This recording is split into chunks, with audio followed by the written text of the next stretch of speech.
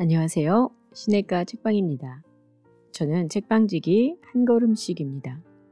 오늘은 새 책 랜디 알콘의 돈, 소유, 영원이라는 책을 들고 왔습니다.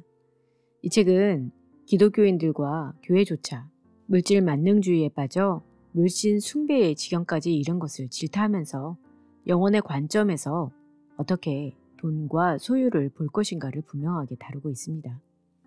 저자인 랜디 알콘은요, 천국과 재정의 성경적 연구에 관한 최고의 권위자입니다.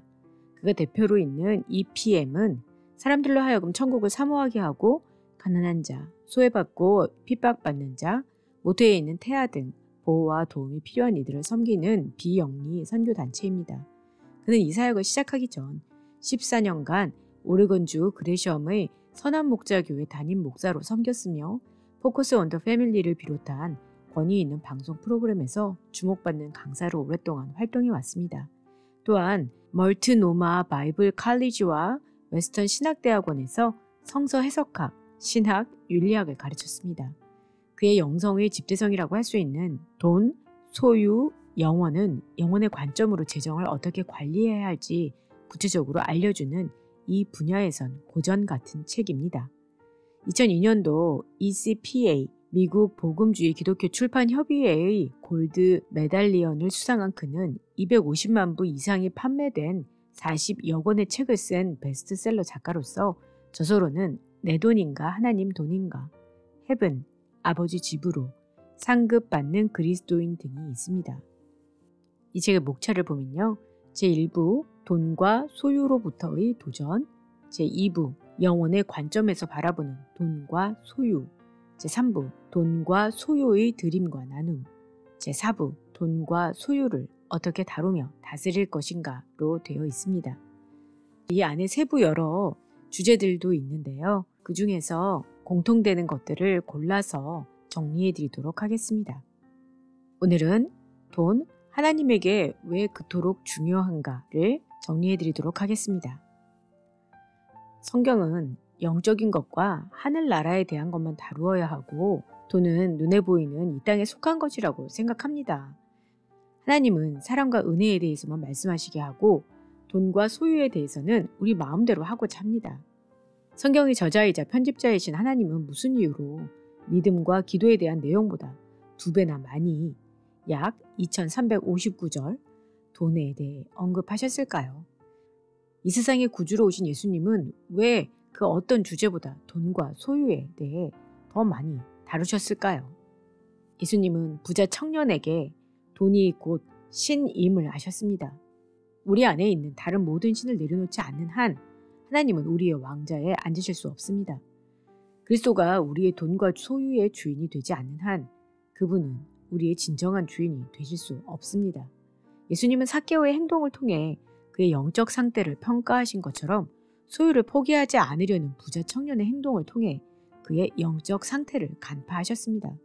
예수님은 이들의 속마음을 아신 것처럼 우리의 속마음도 아시며 우리의 마음과 영혼 모두를 살피십니다. 또한 우리에게 돈과 소유의 속박에서 벗어나 하나님만을 주인으로 모시라고 요구합니다. 우리의 영적 상태와 돈과 소유에 대한 행동 사이에는 아주 밀접하고 강력한 상관관계가 있습니다.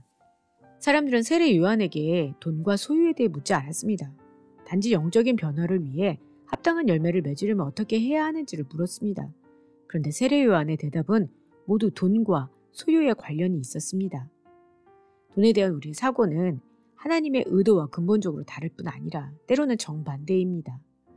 삭개오와 부자 청년 그리고 가난한 과부와 어리석은 부자의 이야기에서 보았듯이 우리는 돈을 다루는 태도를 통해 그 사람의 진정한 인격을 알 수 있습니다. 또한 이는 그의 영적인 상태를 나타내기도 합니다. 돈과 소유의 문제는 우리의 영적인 생활뿐만 아니라 가정생활에도 영향을 끼치고 있습니다. 오늘날 결혼의 반은 이혼으로 끝나며 이혼한 사람들의 80%가 재정 문제로 헤어진다고 합니다. 돈 문제를 바르게 다룰 수만 있다면 다른 삶의 영역들도 제자리를 찾게 될 것입니다. 기쁨으로 드리는 사람은 하나님을 더 깊이 사랑하게 됩니다. 하나님의 은혜에 대해 말만 하는 사람이 아니라 마음속 깊이 그 은혜를 체험하기를 바랍니다.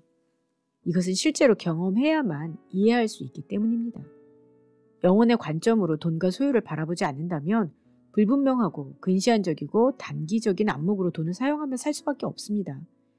예수님은 항상 두 나라를 염두에 두고 말씀하십니다. 이 비유에서는 두 나라의 두 가지 보물, 두 가지 관점, 두 주인에 대해 언급하십니다. 예수님은 둘씩 대조시키면서 어느 쪽이든 선택하기를 요구하십니다. 만일 아무 선택도 하지 않는다면 자동적으로 잘못된 선택을 하는 것입니다. 신중하게 올바른 선택을 하고 또 그것을 단단히 붙들고 있지 않는 한 잘못된 결정을 하는 것은 정해진 이치입니다. 당신에게 보물은 무엇인가요? 가장 소중한 가치는 무엇인가요? 잃어버릴까봐 가장 두려워하는 것은 무엇인가요? 무엇이든 할 수 있는 자유가 주어질 때 가장 관심이 가는 것은 무엇인가요? 가장 큰 기쁨을 주는 것은 무엇인가요?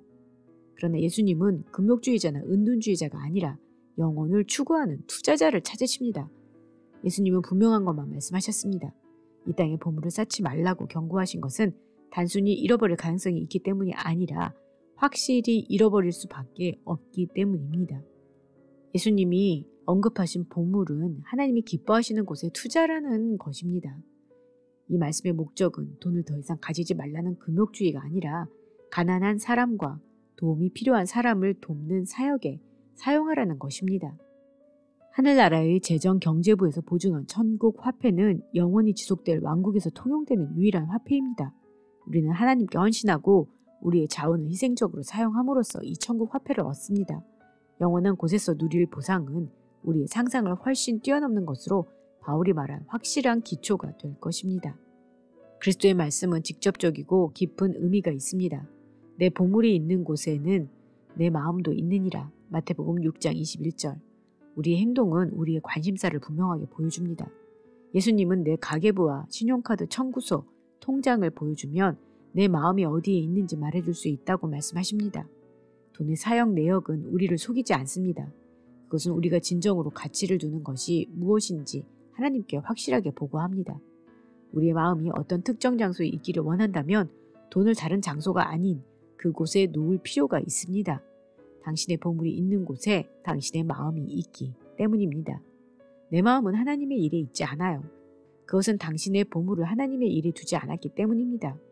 당신의 자원과 재산, 돈과 소유, 시간과 재능, 에너지를 하나님께 드리십시오. 나침반의 바늘이 정확하게 북쪽을 가리키듯 당신의 마음도 정확하게 당신의 보물을 따라갈 것입니다. 돈은 앞장서고 마음은 따라갑니다. 예수님의 말씀을 전하실 때 영원한 것에 투자하지 않고 땅이나 집, 은행 잔고를 늘려가는 그리스도인을 보고 불의하거나 탐욕스럽거나 이기적이라고 말씀하지 않으셨습니다. 대신 근시한 적이라고 하셨습니다.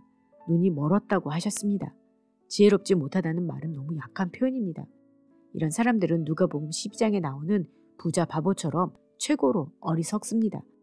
밭에 보물을 발견하고도 그것을 사지 않고 보잘것없는 재산을 움켜쥐는 어리석은 사람입니다.